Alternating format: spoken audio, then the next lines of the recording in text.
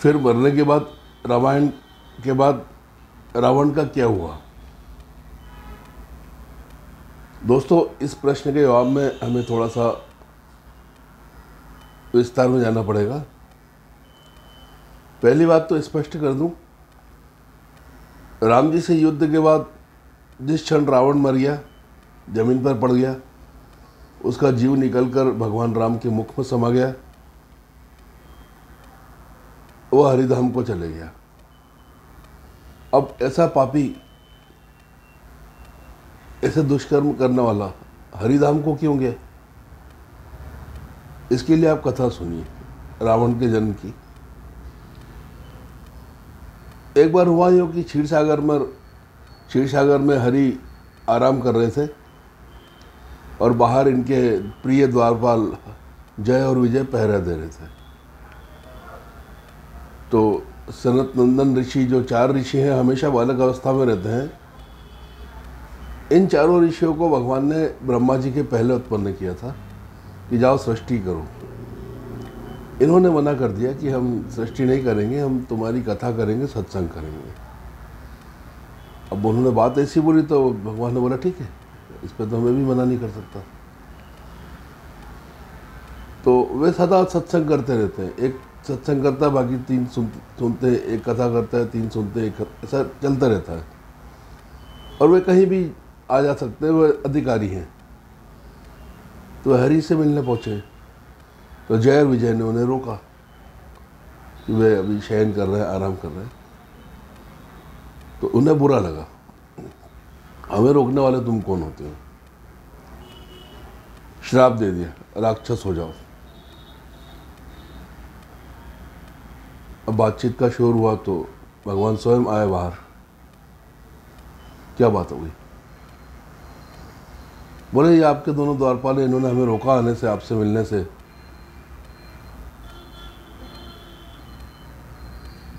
हमने इन्हें श्राप दे दिया, राक्षस हो जाएंगे।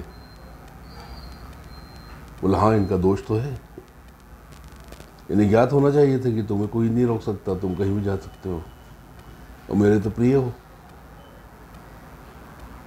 तो लेकिन चूंकि ये मेरे सेवक है, इनका दोष मुझ पर भी लगता है, तो जो श्राप इनको दिया है उसका उचित हिस्सा मैं भी ग्रहण करूंगा। अब बताओ सनत नंदन, तुम चारों ये बताओ कि इस श्राप का कैसे शांति हो? तो उन्होंने कहा देखिए भगवान, राक्षस जन्म इनको लेना पड़ेगा, हमारा श्राप अमोघ है। ये अगर आपसे मित्रवत राक्षस जन्म लेंगे, अगर जन्म भर आपके मित्र भक्त बनकर रहे, तो इन्हें 5 जन्म लेना रहेंगे। और अगर आपके घोर शत्रु बनकर रहे तो ये 3 जन्म लेना रहेंगे। तो जय और विजय ने बोला कि हम तो 3 जन्म लेंगे क्योंकि हमें जल्दी आना है। तथास्तु। अब पहला जन्म होता है हिरण्यकश्यप, कर्णकशिपु। दूसरा होता है जलंधर, और यही जलंधर, इसको भगवान मारते हैं। फिर उसको भगवान परम पद देते हैं। ये जलंधर रावण बनता है। बालकांड में आता है, तहाँ जलंधर रावण भयऊ, रनहति राम परम पद दयऊ।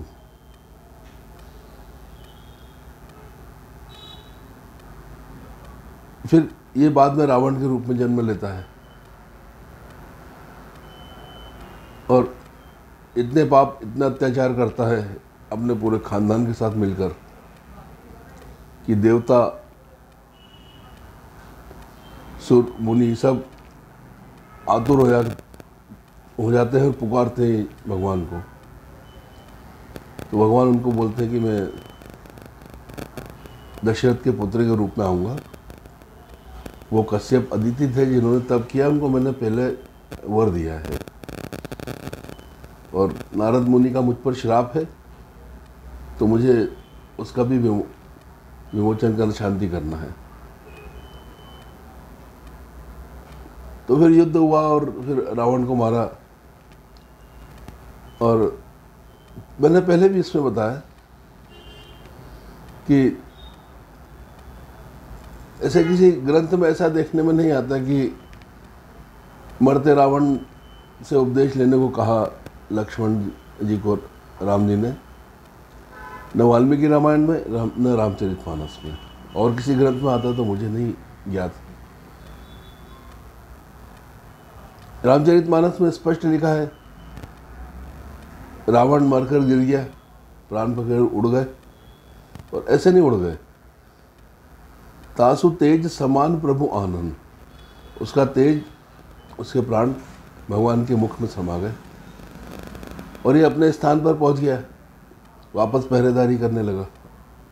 भगवान के पास ही रहता था वो क्षीर सागर में, वही स्थान उसका था ओरिजिनल।